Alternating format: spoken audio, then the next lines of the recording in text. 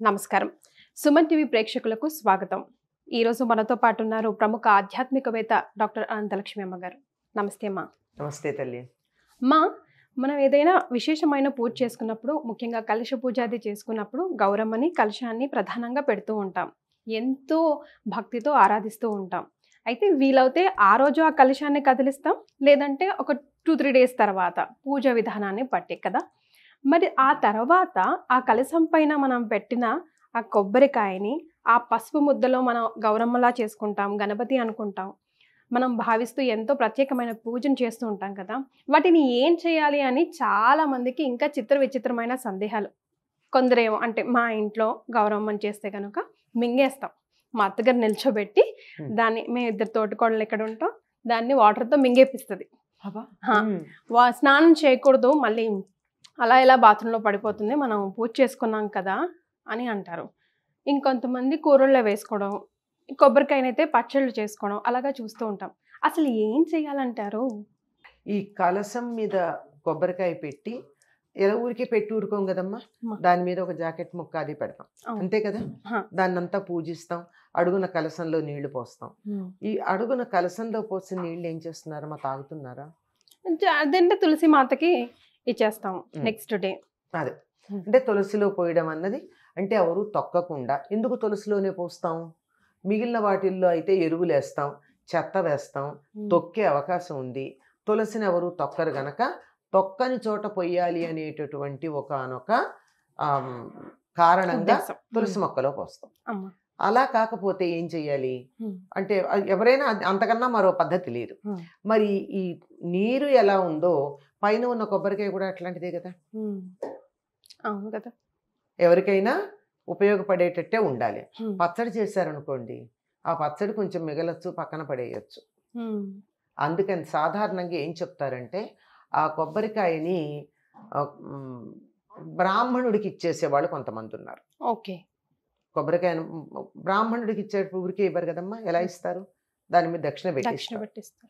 అందుకని ఆ దక్షిణ పైన ఉన్నటువంటి జాకెట్ ముక్క అవన్నీ కలిపి ఇస్తారు. అట్లా కాదని ఆ జాకెట్ కుట్టించుకోవడం శుభం అని చెప్పి దాన్ని రవికెల గుడ్డతో బ్లౌజ్ కుట్టించుకుంటారు. అది పద్ధతి, అది ఎవరు ఇవ్వరు, అది ఇంకోళ్ళకి ఇవ్వరు, శుభం మేమే మా ఒంటి మీదే ఉండాలని కుట్టించుకుంటారు.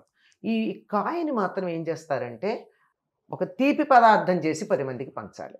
పచ్చడి అంటే మనమే తింటాం, ఒక తీపి పదార్థం చేసి కొబ్బరి హల్వాను అలా చేసి ఇది ప్రసాదం అండి అని నలుగురికి పంచేటటువంటి పద్ధతి ఉంది. అట్లాగే మనకి ఇంకో డౌట్ కూడా ఉంటుంది.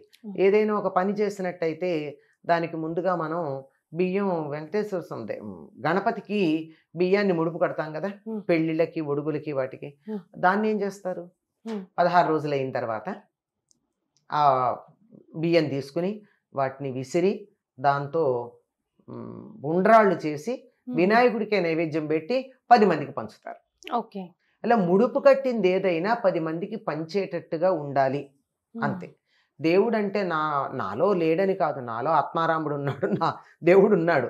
కానీ అంతకన్నా ఇతరులలో ఉన్నటువంటి దైవాన్ని చూడడం అభ్యాసం చేయాలి కనుక ఇస్తే దక్షిణతో ఒక బ్రాహ్మణుడికి ఇవ్వండి.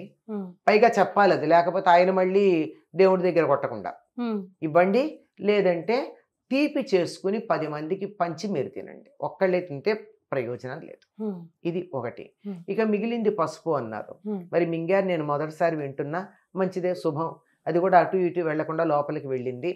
లేకపోతే ఏం చేస్తారంటే జాగ్రత్తగా అక్కడే పెట్టుకుని రోజు స్నానానికి వెళ్ళబోయే ముందు అందులోంచి కొంచెం తీసి ముత్తైదువులు మొహానికి రాచుకుని పెడతారు, 5వ తనం ఉండాలని. లేదంటే అలా పసుపు ఎలర్జీ ఉంటుంది కొంతమందికి, అదృష్టవంతులు, ఏం చేస్తాం వాళ్ళని, అటువంటి వాళ్ళని అలాగే ఉండి మేము పసుపు రాచుకునే అవకాశం లేదు అంటే దీన్ని కూడా తులసి మొక్కలో పెడతారు, ఎవరు తొక్కరు గనక. లేదంటే పూర్వకాలం ఏం చేసేవారు, పొట్లపాదులో పెట్టేవారు. పొట్ల చెట్టు దగ్గర కూడా ఎవరు అశుచిగా ఉన్నవాళ్ళు వెళ్ళరు, వెడితే చచ్చిపోతుంది ఆ పాదు. జాగ్రత్తగా ఉంటారు. మా పొట్లపాదు దగ్గరికి వెళ్ళారు ఎవరు, తమలపాకుల దగ్గరికి, పొట్లపాదు దగ్గరికి ఎట్లా పడితే అట్లా ఉన్నవాళ్ళు వెళ్ళరు. అందుకని వాటి దగ్గర పెడితే అశుచి ఉండదు గనక. పైగా వాటికి ఈ రకరకాల ఎరువులు వెయ్యరు, మంచినీళ్ళే పడతారు, అందువల్ల శుచిగా ఉంటుంది గనక అటు పెడతారు. ఇంట్లో తులసి ఉంటుంది, తులసిలో పెట్టుకోవచ్చు. ముఖ్యంగా గణపతిని ముఖానికి రాచుకునే అలవాటు కొంచెం తక్కువ. అమ్మవారిని అయితే ముఖానికి రాచుకుంటారు, లేదంటే తులసి మొక్కలో పెడితే సరిపోతుంది. ఓకే. సో ఆ డిఫరెన్సియేషన్ కూడా ఉంటుంది కదమ్మా. అంటే ముద్ద చేస్తే గణపతి అనుకుంటాం, కానీ అమ్మవారిగా గౌరమ్మగా కూడా పోలుస్తాం. అంటే పూజ విధానాన్ని బట్టి ఆ డిఫరెన్స్ అట్లా కాదమ్మా. ఇప్పుడు మీరు వరలక్ష్మి వ్రతానికి ఎక్కడికి పెడతారు, గౌరీదేవిని చేస్తారు కదా, గౌరీదేవిని ఒక్కతి చేసి పెట్టరు కదా. గౌరీదేవి ఒక్కతి రాదు, ఆవిడ పక్కన కొడుకుతో వస్తుంది. 2 ముద్దలు పెడతాం. పెద్దదేమో గౌరీదేవి, చిన్నదేమో గణపతి. ఇలా పొడుగ్గా 3 వేళ్లతో ఇట్లా పెట్టి 3 పలకలుగా ఉండేది గౌరీదేవి. తర్వాత దాన్ని చిన్నదాన్ని 4 పలకలుగా చేస్తాం, అది వినాయకుడు. ఈ తేడా ఉంటుంది. ఓకే. అంటే 4 ముఖాలు ఉన్నది వినాయకుడు, 3 ముఖాలు ఉన్నటువంటిది అమ్మవారు. వాటికి పసుపు పెట్టి, పసుపుతో చేస్తాం గనక కుంకుమ పెడతాము, గంధం పెడతాము, పూజిస్తాం. నిజానికి మన పూజలు ఎంత సులువైనవో నేను చెప్పలేను. ఈ విగ్రహాలు కానీ, ఈ ఫోటోలు కానీ, ఈ కలశం కానీ అక్కడ అలంకారప్రాయంగానే ఉంటాయి. మనం చేసే పూజ అంతా దేనికి? ఈ పసుపు ముద్దకే. ఇదొక్కటి ఉంటే చాలు, మిగిలినవన్నీ ఉన్నా లేకపోయినా. అంటే భావన ఎంత ప్రధానమో ఆర్భాటం కన్నా అర్థం చేసుకోవాలి. ఇప్పుడు ఇదే తక్కువైపోయింది, అదే ఎక్కువైపోయింది. అదే అందుకే కదా మనకు అన్ని రకాలుగాను అక్కర్లేనివి చాలా దొరుకుతున్నాయి, కావాల్సింది ఒక్కటే దొరకట్లేదు. అంతే కదా. అంతేనమ్మా. అటువంటిది మనం అక్కడ పెట్టిన వాటిలో ఏముంటుందంటే ఆవాహన చేసాం. పూజావసానం దాకా బింబేస్మిన్ ఉండు అని చెప్పి మనం ఆవాహన చేస్తున్నాం.